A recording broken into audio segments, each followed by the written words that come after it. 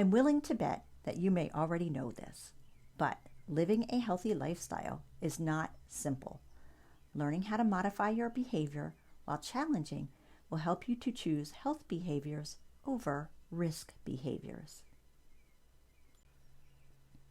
We can absolutely change habits with a bit of time and effort to make way for health behaviors. So, what are habits? Aristotle says we are what we repeatedly do. Our minds learn to use familiar cues to carry out automatic behavior that worked successfully in the past. Habits are triggered by familiar environmental cues. An example of a habit can be automatically buckling your seatbelt, which is triggered by getting into your car. Because you do not need to think about habits, they allow our brains to perform other tasks that are more difficult and require attention. With work, we can deliberately change habits. However, during times of stress, we are likely to turn to and rely on old habits. Changing or breaking habits can help individuals to make positive changes. Breaking a habit typically does not happen by accident. A deliberate attempt is required. To increase success, one should identify the situational cues or stressful experiences that trigger behavior. Repeat the new behavior. Repetition is critical to help you replace the old habit. Consciously prepare to eliminate risk behaviors or adopt health behaviors. And realize that excessive stress often triggers old habits. Sustainable behavior change is a process that takes time and effort. Public health professionals employ many theories and models to help us understand why individuals engage in certain behaviors and how to design an intentional plan for individuals to make positive health behavior change. Using theories and models helps us to apply evidence-based interventions in public health and behavioral medicine. We will review a few of the more commonly used theories and models. However, before we dig in, I want to mention that there is not a universally perfect theory. And, in fact, models are a mixture of ideas taken from any number of theories. In addition, each theory is made up of several concepts that we call constructs. We will take a look at some of the more important constructs in each theory. It is common for health educators to use constructs from several theories to help individuals make behavior change. As we review these constructs and theories, you may find an explanation for a particular behavior that you would like to change to help you improve your well-being. We will look at the health belief model, the social cognitive theory, and the trans-theoretical model. Are you ready?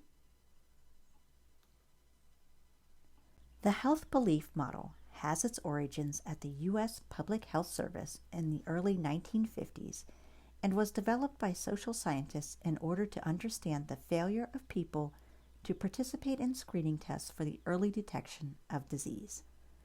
The health belief model suggests that a person's belief about health problems, their belief that they are susceptible to the health problem, and their belief that health recommendations will reduce their risk explain engagement or lack of engagement in health behaviors. Let's look at the main constructs of the health belief model. A central construct, perceived susceptibility, also called perceived vulnerability, refers to an individual's perception of the risk or the chances of contracting a health disease or condition. It can also include estimates of susceptibility to illness in general. Perceived severity, also called perceived seriousness, refers to the negative consequences an individual associates with an outcome or event, such as a diagnosis of cancer. Perceived benefits refer to the value an individual associates with engaging in the desired behavior to reduce the threat of illness or disease. Perceived barriers refer to an individual's assessment of the obstacles to performing a desired behavior. Barriers could be things like it may be expensive, dangerous, unpleasant, time-consuming, or inconvenient. Even if an individual perceives a health condition as threatening and believes that a particular action will effectively reduce the threat, barriers may prevent engagement in the health behavior. In other words, the perceived benefits must outweigh the perceived barriers in order for behavior change to occur.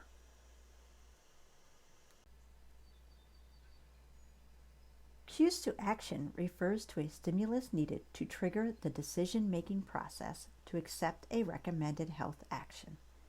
These cues can be internal, such as chest pains or wheezing, or external, such as advice from others, illness of a family member, or information on social media.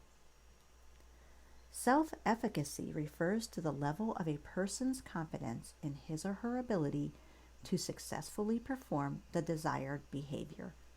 This construct was added to the model most recently in the mid-1980s. We will definitely see this construct again. The individual constructs of the health belief model are useful depending on the health outcome desired. But for the most effective use of the theory, it should be combined with other theories or constructs that account for the environmental influences. The social cognitive theory, completed and named in the 1970s by psychologist Albert Bandura, started to take shape 2 decades earlier in the 1950s. It builds on the stimulus response theory. Think Pavlov's dog. When a behavior is rewarded, it will be repeated. While cognitive theorists believe that reinforcement is an integral part of learning, they emphasize the role of expectations held by the individual. In other words, does the individual believe that a particular behavior will achieve the results? Briefly, the social cognitive theory explains human functioning in terms of the reciprocal interaction between our behaviors, our thoughts or cognition, and environmental influences, with each factor acting on and impacting the other. This is one construct of the social cognitive theory called reciprocal determinism. An example of reciprocal determinism would be if individuals in a community are not exercising, they may organize to create walking trails, bike lanes, and safe parks so that individuals can exercise safely. Here are some of the remaining constructs of the theory. We previously mentioned that reinforcement is an important component of the social cognitive theory. According to theory, reinforcement can be accomplished in one of 3 ways: directly, vicariously, or through self-reinforcement. An example of direct reinforcement would be getting verbal feedback from your doctor for losing weight and reducing your blood pressure. In vicarious reinforcement, you observe someone else being reinforced for either healthy or unhealthy behaviors. An example may be that teens see that their peers are having fun when they consume alcohol, or they appear to be cool while using tobacco products. Finally, in self-reinforcement, an individual sets a goal and rewards themselves when they reach their goal. Again, we see self-efficacy, or a person's belief in their ability to succeed in a particular situation. Since Bandura first introduced self-efficacy in 1977, it has become one of the most studied topics in psychology. Subsequently, Bandura and many others have demonstrated that self-efficacy can have an impact on everything from psychological states to behavior to motivation. Our belief in our own ability to succeed plays a role in how we think, how we act, and how we feel about our place in the world. Self-efficacy also determines what goals we choose to pursue, how we go about accomplishing those goals, and how we reflect upon our own performance. Expectations refer to human beings' ability to think and thus anticipate certain things to happen in certain situations. For example, if an individual enrolls in a weight loss program and follows the parameters of the program, they would expect to lose weight. Expectancies is a separate construct and is the value that an individual places on an expected outcome. I am going to address one more construct, locus of control. People with an internal locus of control believe that their actions will bring about the desired result and that they have control over the situation. In contrast, people with an external locus of control believe that the reward is out of their control and is based on external forces. Those with an internal locus of control may be more likely to engage in health-enhancing behavior.